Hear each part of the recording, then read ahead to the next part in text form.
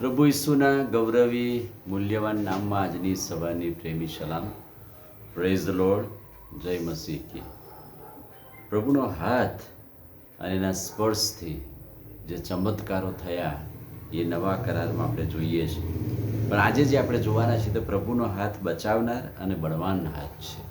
પ્રભુના હાથમાં દૈવી શક્તિ, કારણ કે પોતે જ દેવ, ઈશ્વર, પ્રભુ પોતે છે, એટલે એમના હાથમાં પણ એટલી જ શક્તિ સમાયેલી છે. એટલે પ્રભુનો હાથ બચાવનાર અને દૈવી શક્તિવાળો છે. માથેની સુવાર્તા 14મો અધ્યાય 31મા વચનમાં જોજો, ત્યાં પ્રભુનો હાથ કેવી રીતે બચાવનાર બને છે. પિત્તર જ્યારે પાણી ઉપર ચાલીને ઈસુ પાસે જવા લાગ્યો ત્યારે પવન દેખીને ડૂબવા લાગ્યો. તેણે બચાવની બૂમ પાડી. ત્યારે ઈસુએ લાગલો હાથ લંબાવી તેને બચાવી લીધો. પ્રભુના હાથમાં જે શક્તિ છે એ બચાવનાર શક્તિ છે, બચાવનાર હાથ છે. એટલે પ્રભુનો હાથ બચાવનાર હાથ છે. લુકની લખેલી સુવાર્તા 22મો અધ્યાય 47-51 વચન જોજો.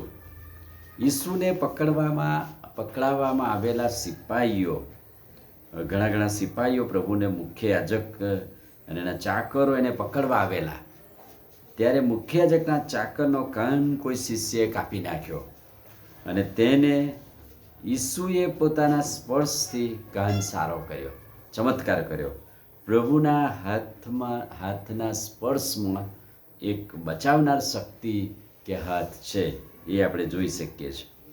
માથીની સુવાર્તા 19મો અધ્યાય 23-15. જ્યારે બાળકોને ઈસુ પાસે લાવવામાં આવ્યા ત્યારે ઘણા બધા લોકોએ ધમકાવ્યા, પણ ઈસુએ શું કહ્યું?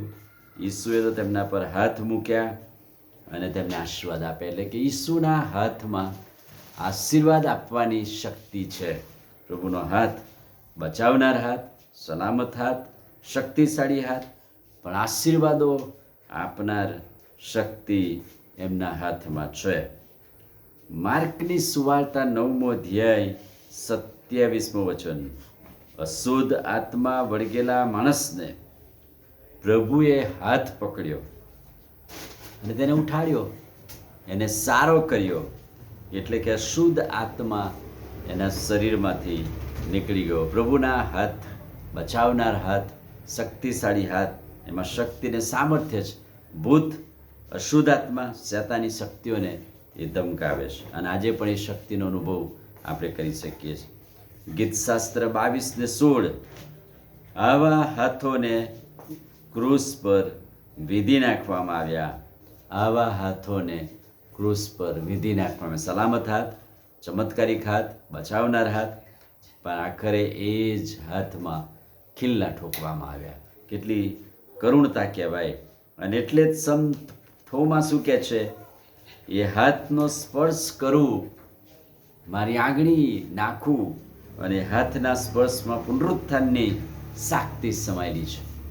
અને સંત થોમાએ એ અનુભવ કર્યો. પ્રભુના હાથ, એને પ્રભુએ કહ્યું કે આય થોમાને જો અને તારી આંગળી મારા વેહ કે ઘાની અંદર તું જો, નાખ અને જો.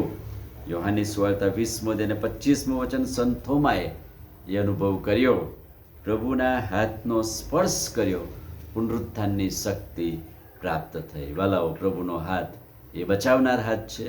પ્રભુનો હાથ એ શક્તિશાળી હાથ છે, જે આજે પણ આપણને બચાવે છે, આજે પણ આપણને આશીર્વાદ આપે છે, આજે પણ આપણામાંથી એવી શક્તિઓ શૈતાની માનવોની છે એ દૂર કરવાના માટે સમર્થ છે. આશીર્વાદો માટે હાથ પ્રસારેલા છે. એવા હાથોમાં આપણે સલામત છીએ, આશીર્વાદિત છીએ. આમીન. પ્રાર્થના કરીએ. વાલા પ્રભુ, આજે સવારે તમારી અદ્ભુત કરુણા, દયા અને ભલાઈ માટે આભાર. તમારા હાથમાં રહેલી શક્તિઓ માટે આભાર. તમારા હાથથી તમે જે ચમત્કારો કર્યા, સ્પર્શ કર્યા પ્રભુ, અને અદ્ભુત સાજાપણું, અદ્ભુત તંદુરસ્તી, તાજગી લોકોને પ્રાપ્ત થઈ.